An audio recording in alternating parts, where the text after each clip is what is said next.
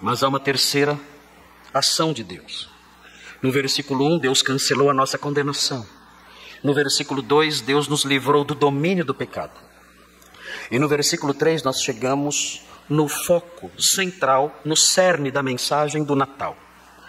Porque o versículo 3 diz que Deus puniu o pecado na carne do seu Filho. É a terceira obra de Deus que vemos aqui nesse pequeno trecho. Deus puniu o pecado, o nosso pecado, na carne do seu Filho. Como nós pudemos ter a nossa condenação cancelada? Será que Deus simplesmente olhou para nós e disse: eu não vou ser tão rigoroso assim. Eu sou brasileiro. Não dizem que Deus é brasileiro? Eu sou brasileiro. Não vou ser tão rigoroso assim. Eu sou um Deus amoroso. Vamos deixar isso para lá. Vamos deixar isso para lá. Alguns tapinhas aí nas suas costas. E tudo está certo. Você está livre da condenação. Será que foi isso que aconteceu? Você está debaixo da lei do pecado e da morte? Olha, vamos mudar isso agora. Você vai ficar debaixo da lei do espírito da vida. Vem aqui. Mais alguns tapinhas nas costas. E eu coloco você debaixo aí de uma outra lei. Mas o que acontece no versículo 3? O que acontece no versículo 3 é algo que explica como, de que forma Deus cancelou a nossa condenação e de que forma Deus nos livrou do domínio do pecado. Veja o que diz o versículo 3. No versículo 3, o apóstolo Paulo diz: porquanto o que fora impossível à lei. O que foi impossível à lei? A lei de Moisés, os 10 mandamentos e todas as obras que a lei de Moisés exigia dos homens, não foi capaz de cancelar a condenação e não foi capaz de nos livrar do domínio do pecado. Observem isso com atenção. Ninguém que guarda a lei de Moisés, ninguém consegue se livrar pelo seu zelo obediente, consegue se livrar da condenação ou consegue se livrar do domínio do pecado. O texto diz: o que fora impossível à lei. E o que é impossível à lei? O que era impossível à lei? Essas duas coisas. Nos livrar da condenação e nos livrar do domínio do pecado. Por quê? Porque a lei que Deus deu era falha? Não. Veja o motivo. Está escrito aqui.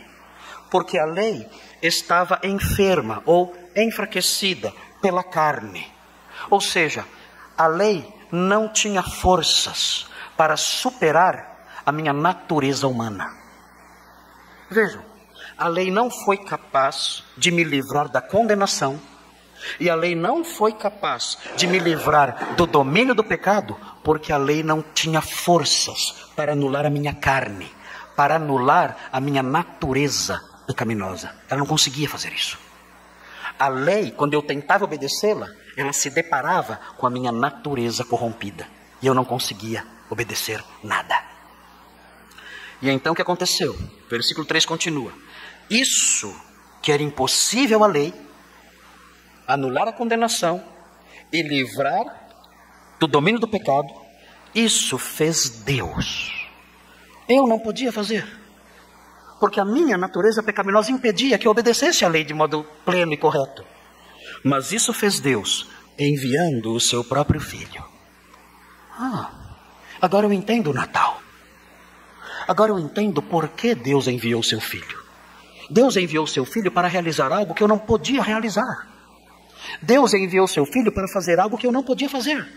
E veja o que acontece. Ele enviou o seu Filho em semelhança de carne pecaminosa, ou seja, semelhante a nós, mas sem pecado. Semelhante a nós para ocupar o nosso lugar, semelhante a nós para ser nosso substituto e, o texto diz, no tocante ao pecado. Essa é uma expressãozinha enigmática. A expressão no tocante ao pecado, em Isaías 53:10, na Septuaginta, que é a tradução grega do texto hebraico, a expressão peri hamartias, essa expressão que é traduzida aqui como no tocante ao pecado, significa, em Isaías 53:10, como oferta pelo pecado. Então, quando você vê a expressão no tocante ao pecado, leia-se como oferta pelo pecado. à luz da tradução grega de Isaías 53:10. Veja então como ficaria a leitura. Ficaria assim: porquanto que for impossível a lei no que estava enferma pela carne, isso fez Deus, enviando o seu próprio Filho em semelhança de carne pecaminosa e como oferta pelo pecado.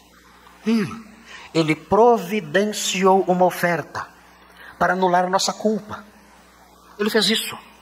Ele providenciou uma oferta pelo pecado, para poder anular a nossa culpa. E vejam o que ele fez. Quando ele providenciou essa oferta, a oferta do seu próprio Filho, que veio aqui, nasceu em Belém, se fez carne semelhante a nós. O que ele fez? Ele, com efeito, condenou Deus na carne do seu Filho. Ele condenou o pecado. Cristo sofreu a condenação em nosso lugar. O que era impossível à lei, anular a condenação e nos livrar do domínio do pecado, isso fez Deus. Ele enviou o seu Filho e disse: você sofrerá a condenação no lugar de quem crer. E ele então puniu a carne do seu Filho. A cruz é isso.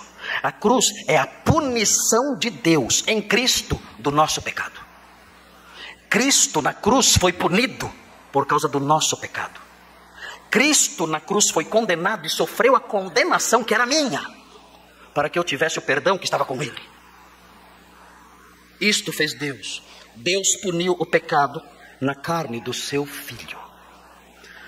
Como eu posso me beneficiar dessa santa substituição? Como eu posso desfrutar dos benefícios desta santa substituição? Mais uma vez, eu tenho que estar em Cristo. Eu tenho que dizer ao Senhor: Senhor, eu não estou em Cristo. Eu estou em Adão. Eu estou no mundo. Eu estou na carne. Essas coisas me dominam. Mas eu quero estar em Cristo. Porque estando em Cristo, eu sou beneficiado pela santa substituição realizada naquela cruz. Naquela cruz, o Senhor me substituiu em minha condenação. Naquela cruz, o Senhor Jesus foi punido em meu lugar.